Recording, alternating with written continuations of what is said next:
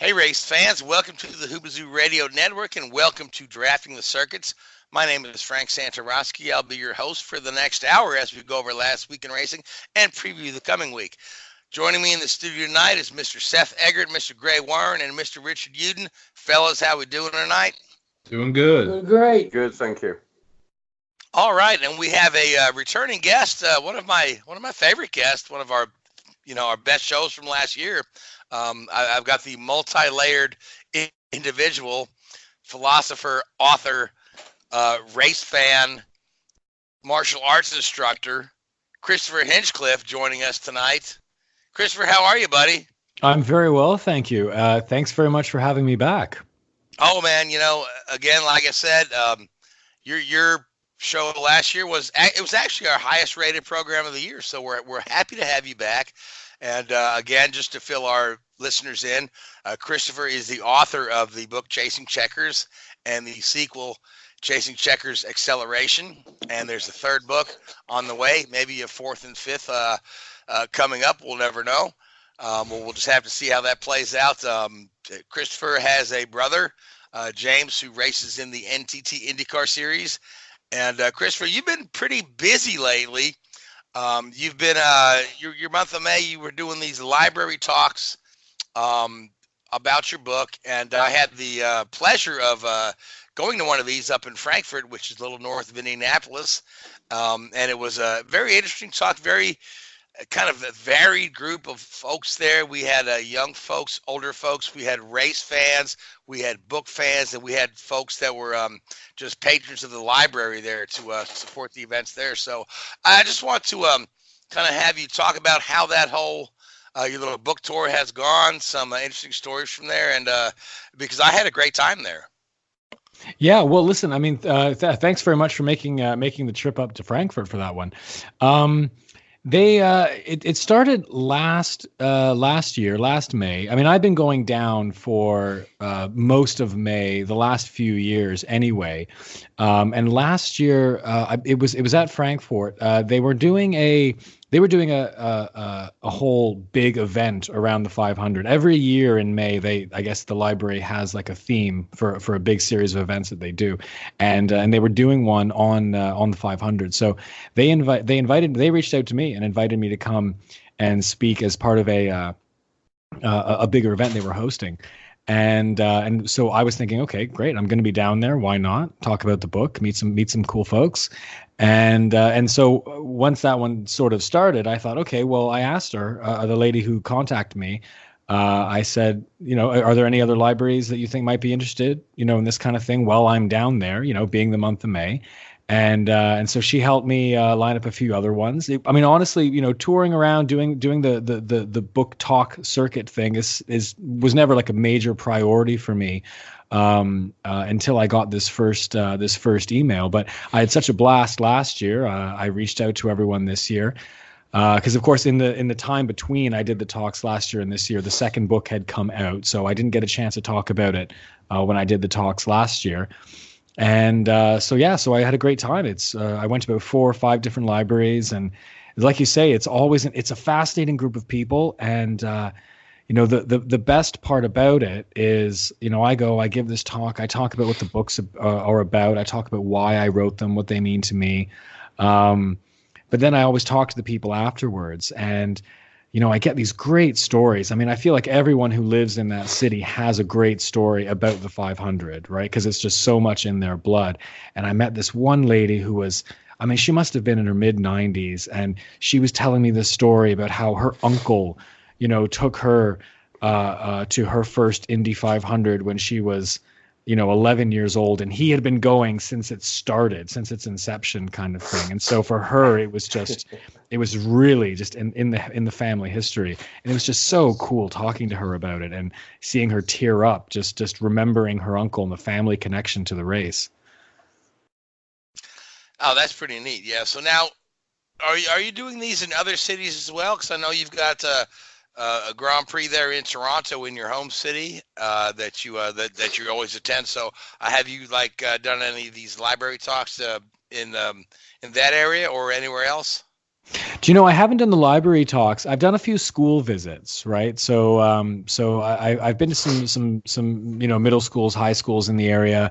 Worked with the kids there a little bit of like writing workshop kind of stuff, talking about the books, that sort of thing. I haven't really reached out to the libraries to organize anything, partly because the week of the Toronto race is actually pretty. And at least historically, it's been a pretty busy one for my family already, because we often have lots of people coming in, family from out of town, that kind of thing. And so the race weekend itself is such a big, like, logistical thing to plan that I rarely think, okay, what can I add to my plate? So it's not something I've done in the past. I think it's maybe I'm missing something there, and I should make an effort to do it. But like I said, the first library talk kind of fell into my lap. So I just sort of took advantage of it. And when I'm down there in May, I'm busy on the weekends just going to the track, but that's no organizational feat for me. So during the week I'm just kind of hanging out. So it was really easy to fit in back then. So, but I don't know. Maybe I'll see what I can do this year. Okay, so let me ask you this, since you said you've done some talks at schools, because we've had a couple discussions on the show about how auto racing doesn't necessarily connect with the younger generation like it did, say 20, 30, 40 years ago. Do you find that you've got some young folks that are very interested in racing, or is it some of it all new to them when you start talking about Teddy and the racing? Well, when I get in front of a big group, you'll maybe have the one kid who's in a racing family, like a racing fan family, who knows a bit about Formula One, knows a bit about IndyCar, and maybe you'll get a kid who's tried go-karting. Most of them have been go-karting at, like, public track kind of thing. But maybe you'll meet one like that. But in general, no. I mean, it's not that common to meet any significant number of kids, at least that, I mean, the age that I meet with, that are really into racing as a sport, that follow it. And I mean, I know it's something that I talk about in the talks that I give at the library, so sort of asking the question why, and it's thinking about that answer is part of what motivates me to keep going with the books, because one thought is that it's a little bit harder to connect with the drivers as personalities, because they're protected by they're separated from the fans by all this safety equipment and machinery and technology, as compared with a basketball player whose face you see during the game, whose personality you see on the court, right? It's a little different that way. So I try to pitch the books to a general audience as a way to get an interesting story about a particularly special kind of athlete, and a lot of the kids love that, right? A lot of the kids really glom onto that. I like describing these guys as superheroes in a way, because of the not just the talent and the hard work and the effort of what they're achieving, or that goes into what they're achieving, but the risks that they take as compared with any other sport. And I find that the kids tend to connect with that. Whether they go on to become race fans afterwards, I don't know. I mean, I don't get a lot of follow up, but it's something that crosses my mind too. Yeah, absolutely. So now I want to throw a question to you, and it's the same question I threw to you at the library talk in Frankfurt, because I really liked your answer. But the first book, Chasing Checkers, was really heavy on the racing action, and the second book, Acceleration, had a lot of racing action as well, but there was a whole lot more of the teenage angst and human drama, and just the interaction with Teddy and his friends. And if you recall, I asked you which of those do you find comes easier to you to go ahead and write? Yeah. Okay. Hold on. I mean, I can answer the question. I want to see if I can give you the answer you remember. Oh, well. It doesn't have to be the same one, but I thought you answered it brilliantly at the library. So, but you go right ahead. all I can do is give you the truth and hope that the truth didn't change somewhere in the last few weeks.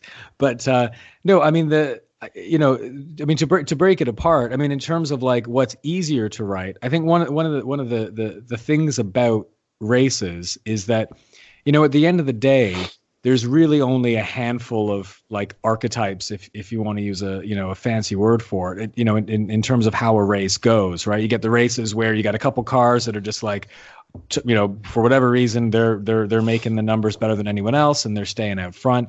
You get the races where there's a couple of accidents that shake everything up and people are fighting all the way. You get the races where there's pit stop strategy is what makes it.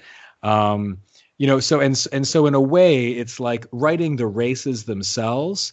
It's kind of it's a little bit more straightforward. I'm like, okay, so to fit the story that I'm trying to tell, what kind of race is gonna plug into where the story is with the characters outside of the racetrack, right? So writing the races can be easier in that sense because a lot of them, like the development in the race is sort of, it's there's only so many realistic things you can put happening on a racetrack. A lot of them are really fantastic and exciting, and that's what I try to draw in.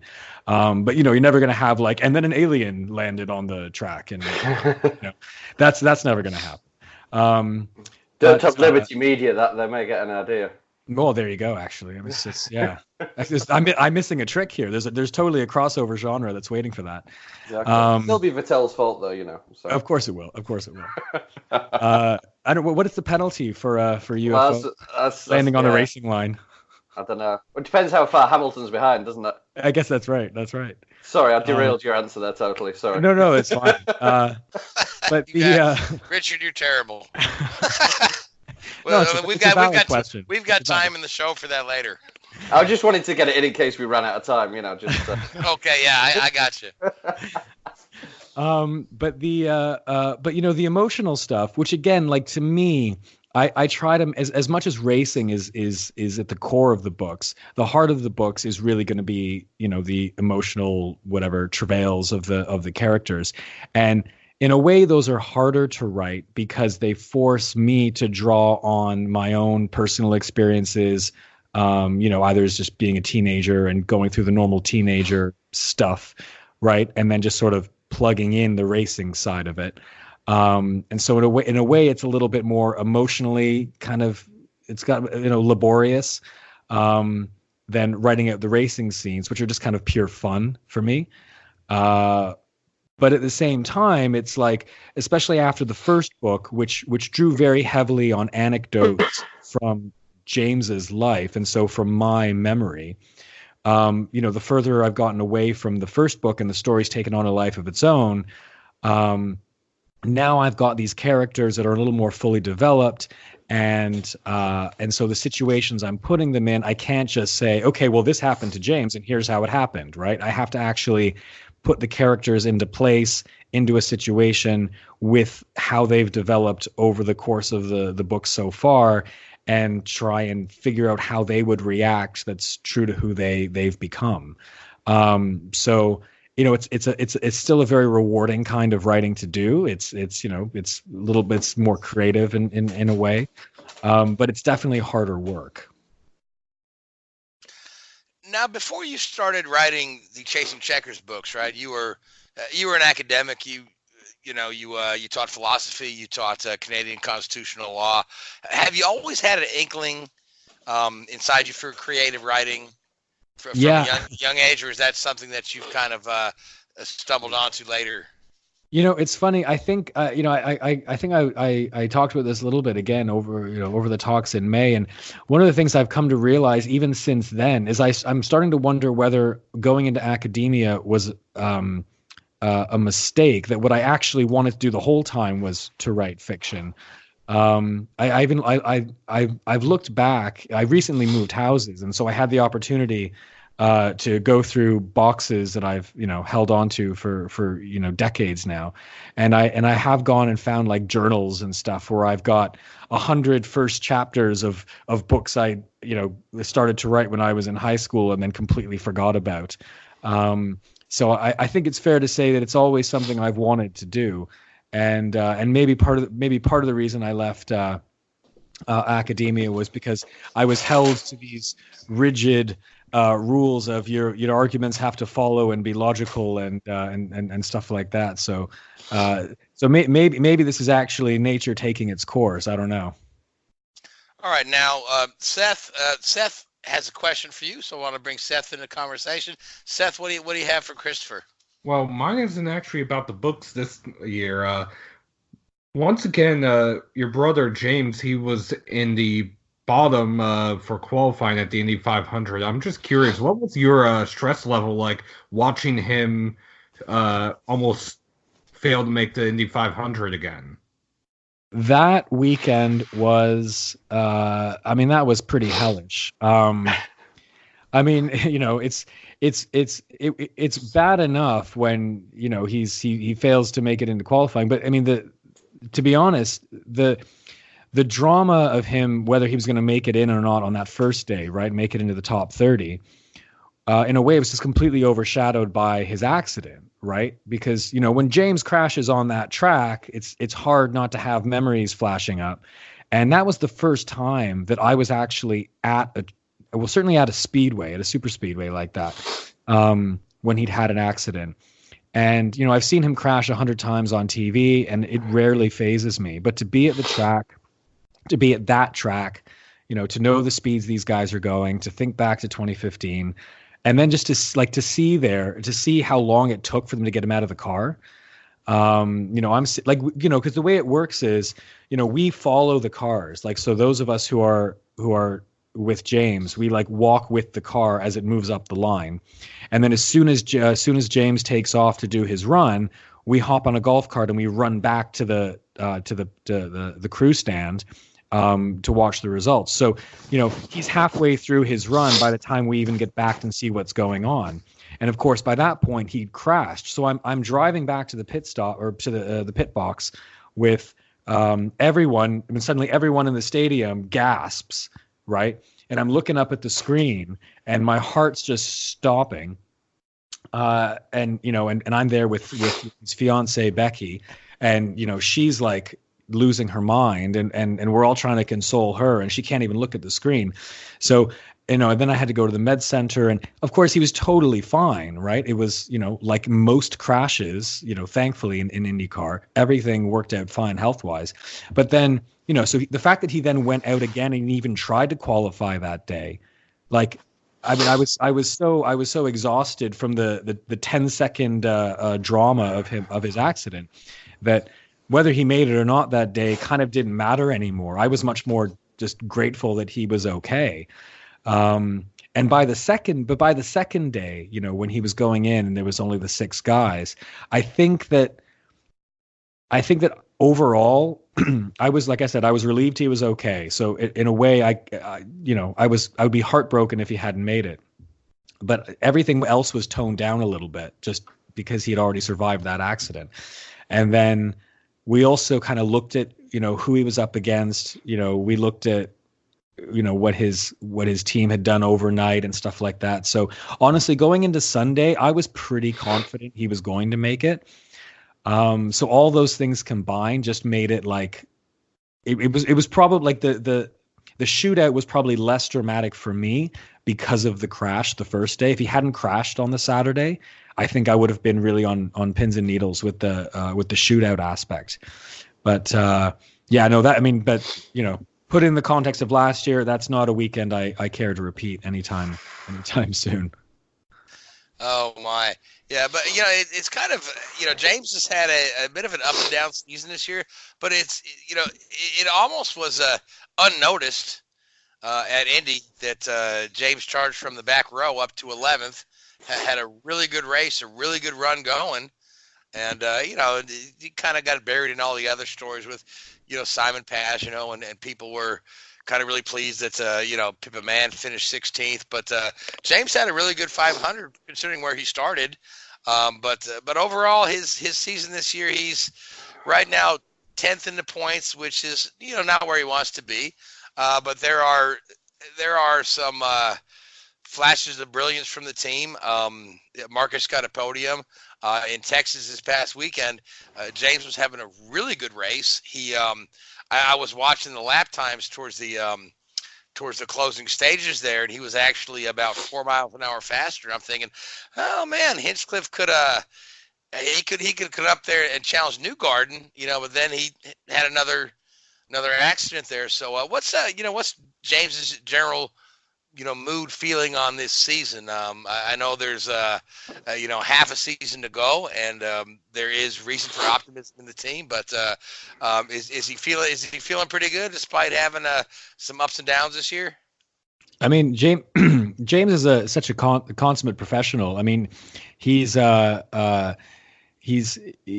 most of the time he's just sort of like he's stoically optimistic no matter what, right? He's very realistic about where he is and where the team is. I mean, the bigger picture, of course. I mean, this team's been working hard the last 2 years to really start build itself up. And last year they were getting a good foothold, and then they had to reset a whole bunch of stuff because they lost one of their drivers to injury.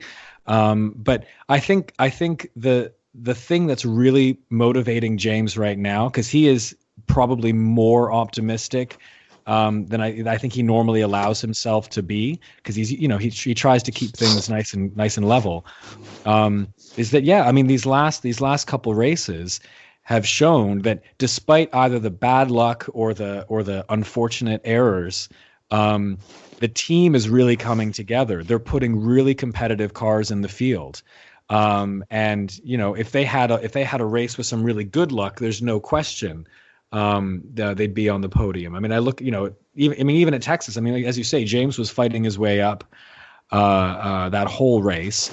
If that accident that took out Colton and Scott had happened when James was still on the track, that would have been a podium finish without breaking a sweat. So, James is, I think he's feeling pretty good about the season going forward, and then, subsequent next year and that sort of thing. So I'm really impressed with what that team's been doing. I mean, even just the way they threw a car together to put it on track, after the first one crashed in qualifying, at the 500, right? Not to backtrack, but, they're really starting to come together as a team. And I think that more than anything has got James, a little more optimistic than he often is. Certainly, yeah. So now you had mentioned losing the teammate last year, and that, of course, was Robert Wickens, who family friend of yours. He's you've known him since him and James were karting together. He had the wreck at Pocono last year, some rather devastating injuries, but he's been very, very open on social media, kind of sharing his steps to recovery, and his desire to want to be able to dance at his wedding with his new bride when they get married. So Robbie pretty well. You got to spend some time with him in May. So how's Robbie doing overall? Is just from somebody that knows him a little closer than I do, or our listeners do.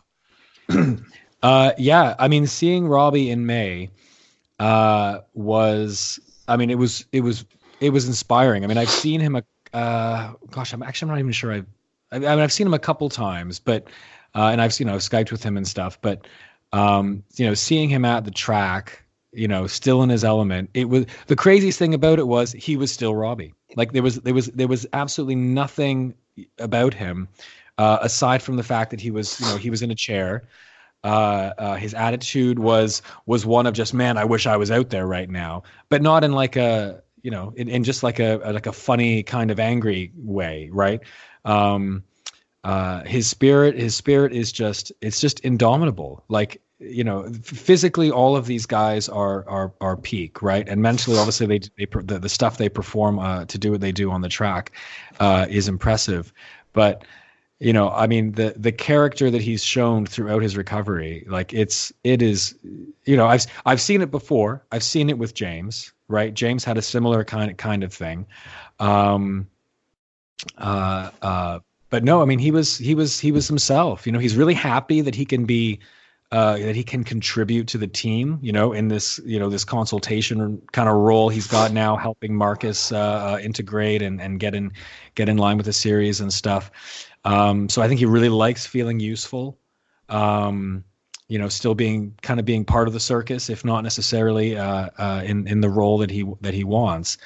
But no, hanging out with him around the track, it's just like hanging out with him any other time. He's remarkably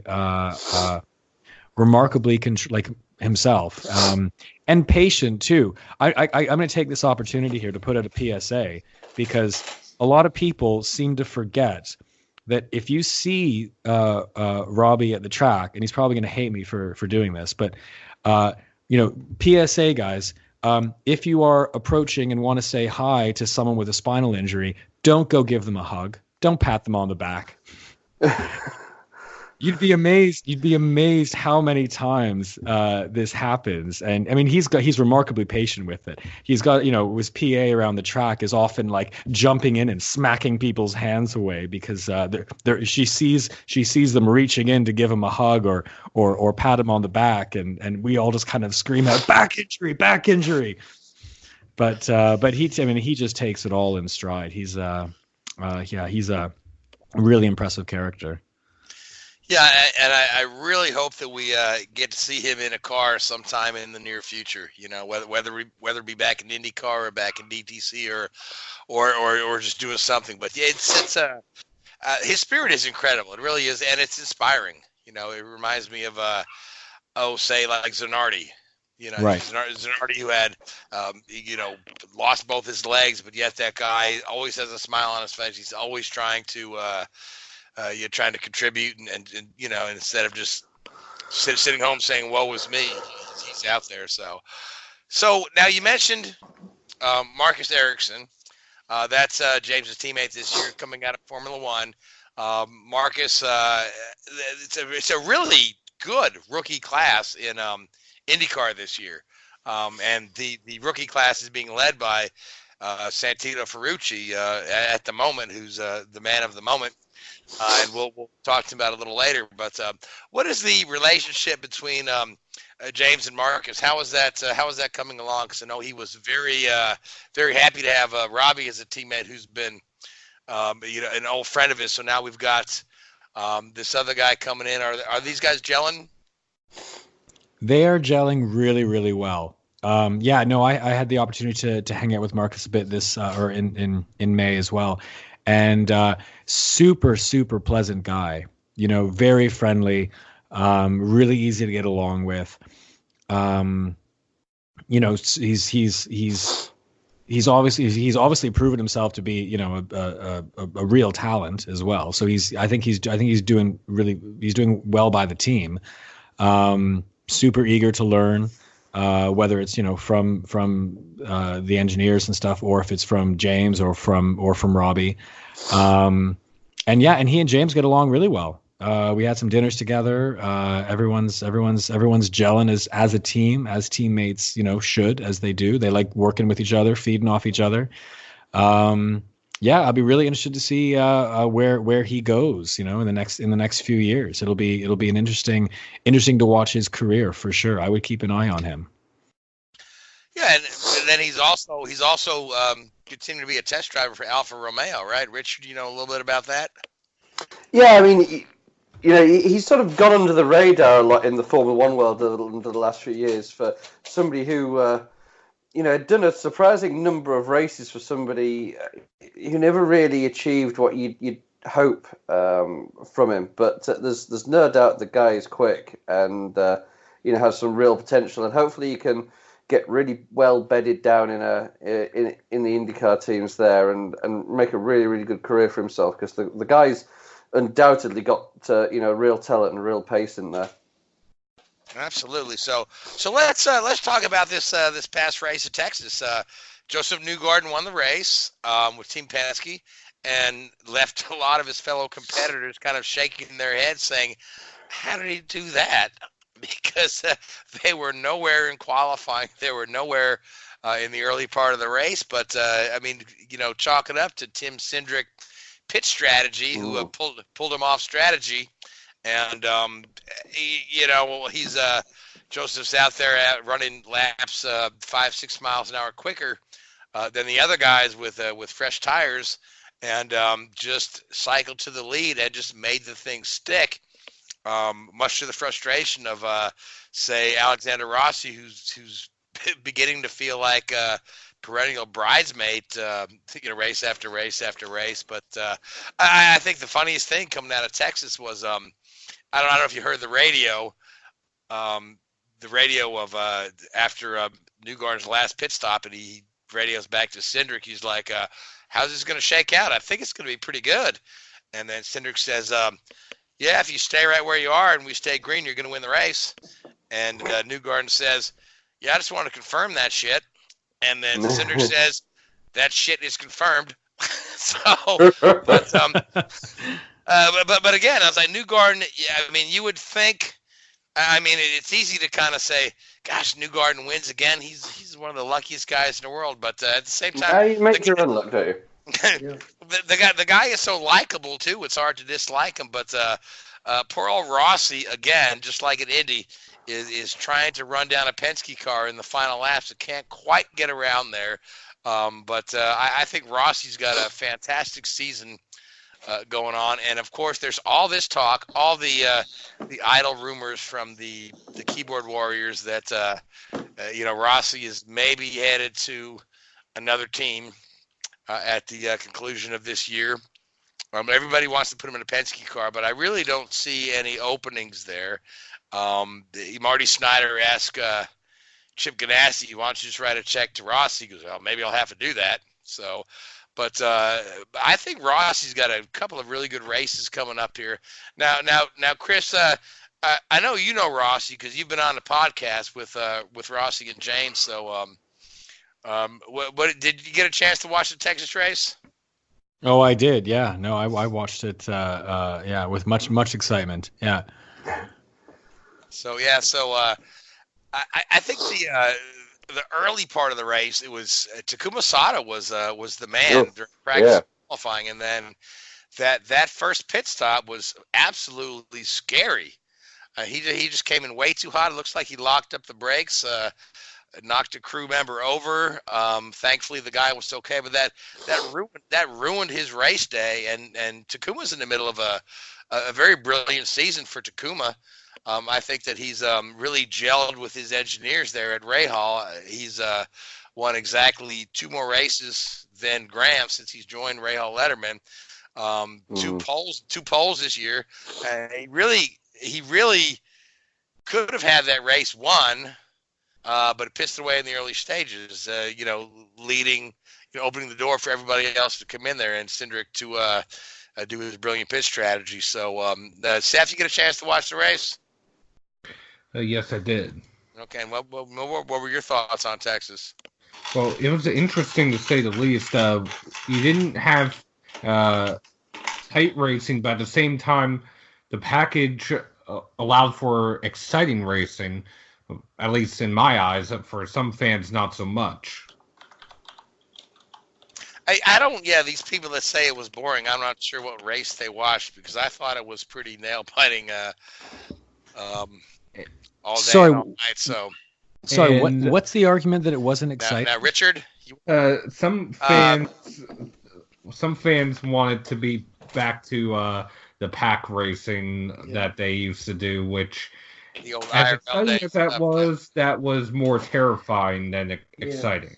And I think a lot of fans look at that portion of the race where Ryan Hunter-Reay looked like it was all his, and he led. Of course, Ryan Hunter-Reay led the most laps, and I think the fans were looking at that portion of the race and feeling it was kind of boring because it wasn't, they weren't battling for the lead. But if you look back, Ryan Hunter-Reay led, but I don't think he ever got out more than 2 seconds on second place. Something around that. Yeah. So it was still, and some of that too is the guys just kind of settling in and just making laps until the end. Yeah, well, when it comes to IndyCar fans on social media, I honestly don't know. I don't know what they expect because I feel like IndyCar fans just like to bitch. Yeah. I mean, I see these races that are phenomenal, and so that was boring. That was boring. That was a snoozer. I'm like, what do you want? These are Yeah. the cars are sleek. They're beautiful. You've got drivers with a great personality. You've got great race action here. I understand some of the street races get a little parade-like processional at some point in time, and I understand that some people don't really appreciate the nuances of street racing, right? But when we get on an oval like Texas, for you to say that is boring, there's just something wrong with you. I don't know what you want. I don't know what else we can do for you. We don't want to go back to 1998 IRL pack racing. While that was exciting, but at any moment, there could be, so. Now about the Herta move, as Richard alluded to. Yes, the Herta move. Richard wants to talk about it. It was a good move, and hear me out on this. It was more that the spotter didn't get to Dixon in time because Dixon had no idea Herta was still below him going into the corner. There's a reason why Dixon didn't think Herta was below him. I know that. That being said, there was the angle of attack that Herta had going into the corner. There was no way he was not going to go up into Dixon. I've tried making that move on iRacing, and it hasn't ended well. No. You as soon as you dip below that white line, to my mind, that's when you're like, don't. The white line's there for a reason. To be fair, Dixon did take him all the way down there in the center of the backstretch. But he was in the lead, though. He had the lead position. As long as he doesn't block, which I know is IndyCar's hot topic and what have you, and intentional contact and all that sort of stuff. He was in front, and he's allowed to dictate the line that he takes, and in turn that his competitors take. I think that it was a little bit of inexperience. If that was a Will Power or James or anybody, a more experienced driver, would they have made the same move? I doubt it. I think that as long as it was 20 odd laps to go in the race, give it a bit of time. And Rossi's avoidance of that was just insane. Yeah. Yeah, that was some brilliant driving and a stroke of luck. A stroke of luck for sure. Yeah, but again, and here's Dixon taking responsibility for that one. But this is two uncharacteristic mistakes for Dixon within 3 races. We had the off all by himself in Detroit 1, and then this in Texas. So I don't want to say that Dixon's season is totally derailed, but he's lost a little ground in the championship battle, and it looks like the battle is right now between Joseph and Alex. So we'll just have to see how all that plays out. But we need to move on from IndyCar because Christopher at Formula One was in your home country, Canada, and now Richard. Mm-hmm. So Sebastian Vettel crossed the finish line first. Yep. But I'll let you finish. Obviously the talk of the weekend is going to be, the penalty that Vettel incurred for re-entering the track dangerously, or I can't remember the exact terminology that the FIA or the stewards used. Forcing another competitor off of the race.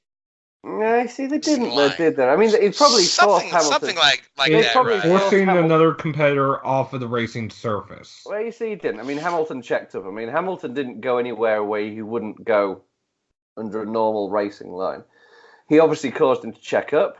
I think, at the end of the day, one of the takes on it is, Vettel made the mistake. He ran wide in turn 3, and he enabled the stewards to make that decision. If he hadn't made that mistake, the stewards wouldn't have had to make that call. So I don't think the decision was wrong, but they were given a decision to make. If he hadn't made the mistake, they would be not talking about it. So I think Richard, let me throw this at you, okay? Because we can argue all day about the rule and about the stewards, okay? Mm-hmm. But at the end of the day, this is another mistake from Vettel, and Vettel's been quite mistake-prone lately. Do you agree or you disagree? Hey, Hamilton made a mistake on Saturday, didn't they? Or Friday afternoon, wasn't it? But no, I think that these guys are pushing. it shows how hard these guys are pushing, and mistakes will happen. They're bound to happen. They're inevitable at that level. I think Vettel is a little bit more mistake prone than Hamilton, especially when the pressure's on him. You saw in Germany last year. I mean, if Vettel hadn't made that mistake in the rain in Germany, arguably he could have won the world championship. I mean, Hamilton was gifted that race. So do you think Sebastian is a little more mistake prone because he's running behind and he's trying to make up ground where Lewis is just comfortable? Yes, I mean, again, that's kind of my take on it. Yeah, it's something that again I mentioned on the show till the cows come home, as it were. There's certain things you got to do every weekend to win a race, and if there's 10 things to do, you've got to get 8 of those right to even stand a chance of winning. Mercedes are getting 6 or 7 or 8 of those things right every weekend, time and time again. Ferrari's maybe only getting 4 or 5. So that then puts the pressure back on the drivers, Vettel and Leclerc, and you see they have made more mistakes. So it's difficult to go there and be relaxed and drive to the best of your ability when you're having to sort of accommodate for other aspects of the team's shortcomings. So it's a team sport, and if the team are making mistakes, then it puts pressure on the driver, and the driver, will make more mistakes. It's inevitable. Okay, now, Christopher, you've got a thought on this? Yeah, I mean, one of the things that really interests me about these kinds of situations is how people react to the stewards making the call, right? And in this case, it seems to me that, whether it was the right call or the wrong call, it wasn't like entirely indefensible. But a lot of the conversation, at least that I've been seeing around it, have to do with, were the stewards really, were they interpreting, sort of the spirit of the rule that maybe they could have possibly been correctly using, and whether or not they need to take into account this question of, is it good for the series if they stick to the rules really, really firmly, and cause this kind of result that like makes all the fans and stuff really angry. And I'm not entirely sure what I think about it, but it's an angle of the question, and I'd be really interested to hear what you guys have to say. Well, Richard, I'm going to throw that to you. Yeah. Oh, thanks. Yeah. It's a good question. It's a good, it's an interesting way of looking at it. I mean, I think that Formula One, rightly or wrongly, sort of holds itself in very high regard. It considers itself the pinnacle of motorsport, and there's a certain amount of arrogance about their attitude when it comes to that. And I think at times it's a little bit disrespectful to what the IndyCar guys are doing and what NASCAR guys are doing. But they sort of have to. They have to be very black and white with it. NASCAR and IndyCar, rightly and wrongly, or wrongly at times, have come under criticism for some of their rule-making decisions. So I think you've got to look at the, you can't have grey areas in the rules in Formula One. It has to be right or wrong. And I think that, that is a grey area of the rules. It's somebody's interpretation. They cited Vettel's second steering motion, which pushed him out towards Hamilton once he rejoined the track. I think there's going to be a huge amount of snap oversteer when you come off grass onto tarmac, and it's very, very hard to control. And if Vettel had turned the wheel the other way, he'd just span and collected both cars. So, yeah, it's a grey area. So how do you police grey areas? It's somebody's opinion, and if you're giving it up to if you're allowing it up to somebody's opinion, then you've got to go with it, haven't you? Well, and that's where it interests me. Spending all these years studying like legal philosophy, we talk about this stuff. You think about just laws in society. We run them the same way. It's the reason we have judges in the first place. Sometimes they have to look at a rule and make a judgment based on the spirit of it. I think maybe that's where they went wrong. It's not that there wasn't like a technical argument for the call they made. But the spirit of the rule that they were invoking isn't really for situations like that. No. But I guess, yeah. I'm interested in how people react to this when they bring in the whole. But when we're talking, it would have been a crappy decision if it was, for a 9th, 10th place kind of battle. But the fact that it was first or second, well, that makes it a horrible decision. Like somehow where it happens and what that effect has on people's perception of the series. I just don't know what to make of that. Yeah, I mean, it obviously it was for the position that it was. It's for the race win. It's going against Mercedes, who've been dominant all season. Also going for Mercedes and against Ferrari, and everybody wants to see Ferrari being more competitive. And it was great to see them competitive in Montreal there on a circuit that would favour them. So it was you'd expect to see that, but the psyche of the fan is fans are very fickle, aren't they? You see it in Indycar, you see it in NASCAR, you see it in every form of racing, every sport. What do they expect out of this? Somebody's got to make a decision, and I mean, you've got to draw a line somewhere. There has to be a ruling, as you say. Like in any walk of life, if you have rules there, they have to be implemented, and it is typically down to a personal opinion. So, it's a very, very difficult one, and I'm glad I wasn't making that decision. I think sometimes you have to, in some sports you have a ruling is in favour of the attacking team or the attacking player or whatever it may be. In racing, do you have should the ruling be in favour of the driver that's ahead or behind or whatever? It's so difficult. It really is. Yeah, I don't think we can ever really answer the question. But do you? Sorry. Sorry, I was going to say, but do you ever think that the stewards should take into account what's going to make this seem like the best form of racing, right? Should they ever have that bigger thought in mind, or is that putting too much power or too much control? Should they only ever focus on what's the best interpretation of the incident? I think that's a very difficult aspect because you're dealing with fans, and fans are very fickle. Fans don't really understand the ins and outs of the sport. They don't understand the technical aspect. They don't understand the human aspect from a driver's standpoint. They just see what they see on TV. I mean, 99% of the guys that people that watch the races have never been involved with drivers, never been involved with the racing series. Probably 90% of the people that watch it on TV have never even been to a racetrack. So it's very, very difficult. You can't give them too much freedom to make a decision. You've got to be quite black and white on that. You can't say, well, it's good for the sport, so we're going to let him get away with this one, but in this set of circumstances, it's not very good for the sport, so we're going to penalise him. That's getting into an even worse area, in my opinion. Yeah, but what you got to wonder, though, is so we impose a 5-second penalty, right?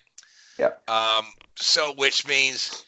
So now if you're trying to keep up with the race, right, you've got to kind of watch the aggregate times and see, is he 5 seconds ahead or 6 seconds ahead? I mean, wouldn't it be easier to do like we might see in IndyCar or NASCAR have a stop and go penalty or a drive through the pit penalty?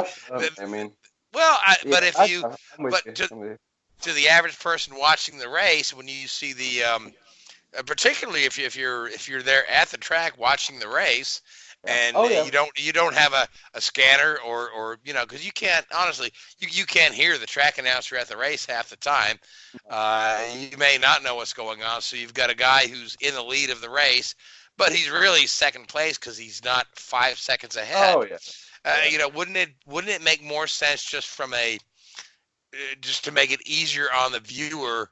Or just to provide the clarity to say you get a stop and go penalty or a drive through the pit lane penalty, and now make up the ground from there, rather than let the poor guy watching the race on TV or in the stands try to figure out how many seconds he is back. Oh no, for sure. But I mean, another way of looking at it is one of the most exciting races I remember watching ever. Was Suzuka in '94 when Hill and Schumacher were up against each other, and the race had been run in 2 segments. So, people were trying to work out who was ahead on aggregate over the course of the race. That was great fun. Everybody loved watching that. Okay, if you say, yeah. I mean, I get lost. I get lost when people start making pit stops anyway. So I usually there's usually 10 laps in any given race where I'm just kind of sitting back waiting for everyone to pit so I can figure out where everyone stands. So I'm not sure.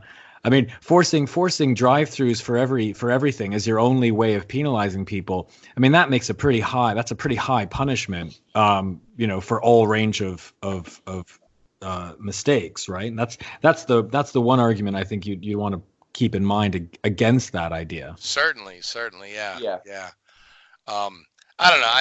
There's no easy answer. I mean, if that incident had happened at, Detroit, Long Beach, any IndyCar race, it would just go, largely unnoticed by the stewards because there was no contact between the cars. It would just be a little racing incident that, and then they'd have continued. So, but in Formula One, we have our track limits, we have this and that. So, with that being said, I guess we're coming up against the clock here, so we want to make sure we leave enough time for the other racing series because NASCAR was at Michigan.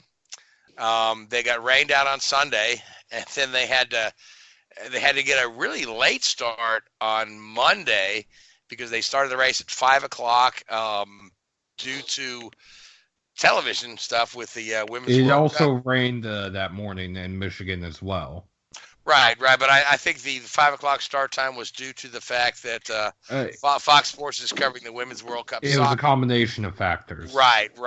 So now, Gray, you've been quiet, and I want to bring you into the conversation. So we saw Penske driver Joey Logano win the race, and let's Gray, what are your thoughts on the Michigan race? Because there's been some. More kind of grumbling about the package again, although I actually thought it was a pretty entertaining race.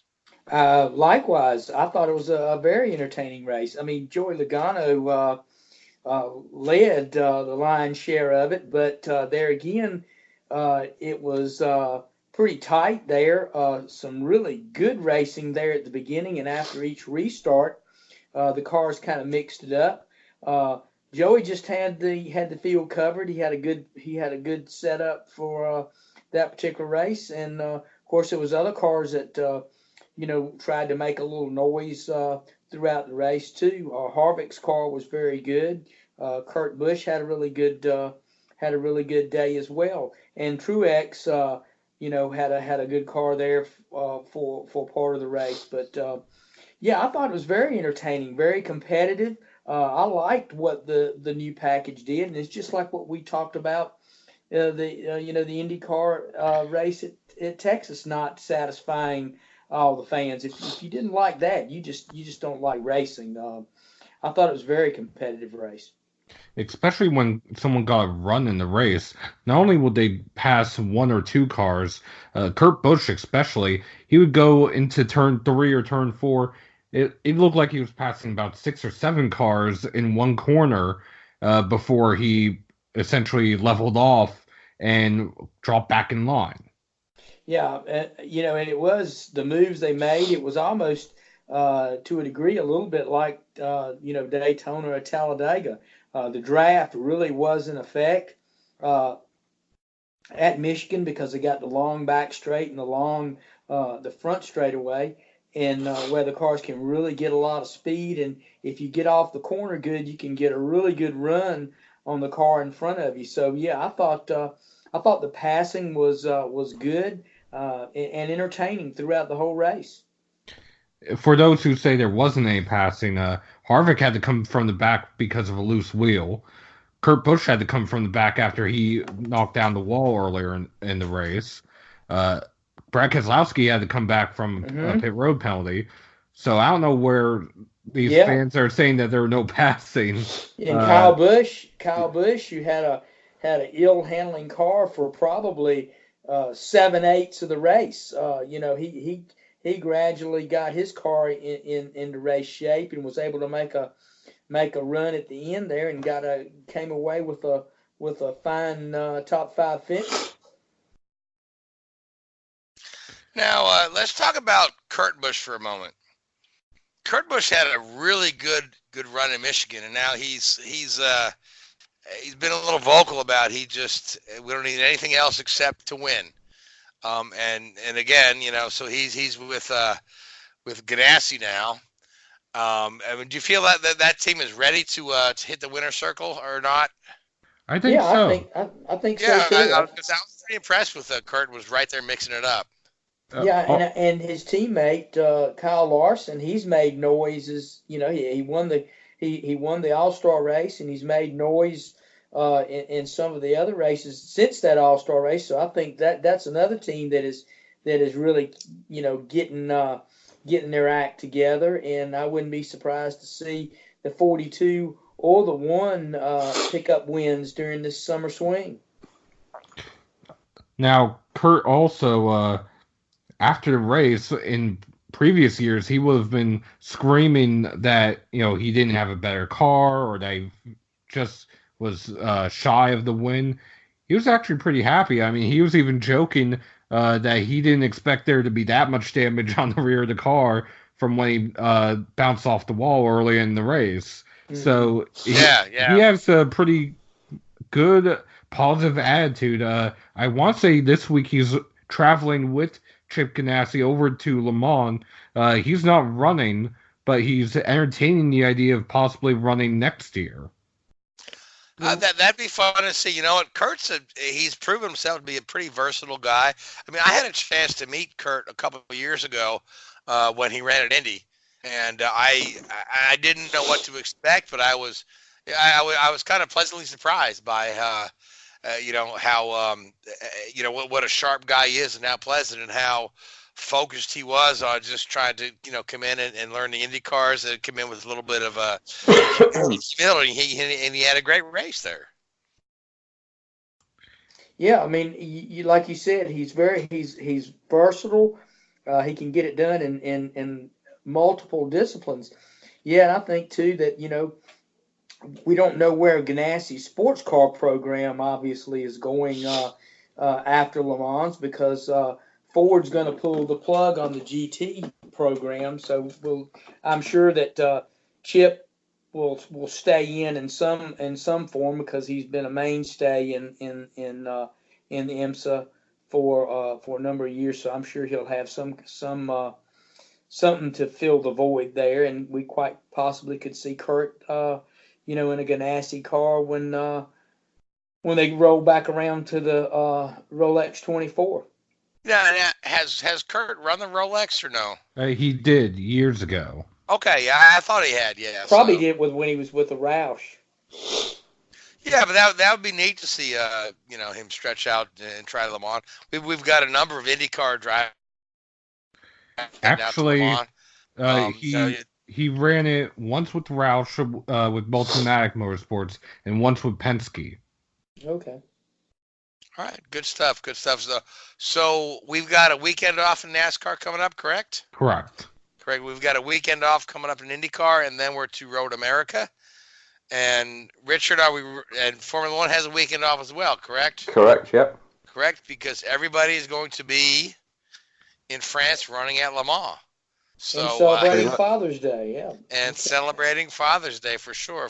So, I mean, we could all make a pick for Le Mans, but I think, Kobayashi and Toyota's going to win. But Whoa, okay. You got a pick for Le Mans? Alonso. Okay. Sorry. That's assuming he can make the race. Assuming he can make the race. He actually. Seth, you're bad. You're a bad man. You're a bad man. So. He did knock the front of the car off on the end of the Mulsanne Straight today. I did see that. Yeah, they ran into a LMP2 car, right? I think he just ran wide in the rain. I don't think there was any. There was an accident in qualifying. Toyota did get damaged. Yeah, they did have some damage on the front of the car. I saw in a but nothing serious. I don't think. All right, so we are up against our time limit here, but before we go, Christopher, you have been very active on social media, doing some giveaways, and you've been giving some neat prizes to folks. I'm not a ashamed to say my wife won a die-cast car by sharing her love of literature with you, and it's a very beautiful die-cast car signed by your brother, and we thank you for that so much. But are you going to continue to do some more giveaways on your Facebook page and your Twitter? Yep. I'll keep up with the giveaways. I typically focus those, around big races, or at least races that are, big to me, 500 and the Toronto race. But, I'll do them on the Facebook page. I also have a mailing list, and I try to do smaller giveaways on a more regular basis there. So if people are interested in coming out to the book's webpage, chasingcheckersbook.com. They can sign up there, or they can just check out the Facebook page. I got some more cars to give away. Always have some kind of swag, or just books, right? I often just give away print books, ebooks, whatever I think I can. Sometimes it's easy. Sometimes I make a little test, make a little challenge. I think that's how your wife won one. So yeah, it's just a little fun game I like to play. What was the question? Whose podcast did you recently appear on? That's. Hold on. I'm gonna make a note of that. That's brilliant, actually. That's really a good one. That's a good one. I'm literally taking a picture of myself right now, and I'm gonna post it. And then in a few weeks, I'm gonna say what podcast was I on? Yeah. All right, and hopefully a little bit of an Easter egg, fellas. There we go. We go. Hopefully, 1,000 people will get that right. So, love it. All right. Well, we are out of time. I want to thank you, Gray. I want to thank you, Seth. I want to thank you, Richard. I want to thank you, Chris, for coming back on the show. And hopefully you'll come back on again soon. It's always a pleasure to talk to you. Again, like I said, you're one of my favorite people to talk to. I want to thank the Whoozoo Radio Network. I want to thank Spreaker and iHeartRadio for hosting us. And to all you folks that tune in and listen to us week after week, we appreciate you so much. Good night.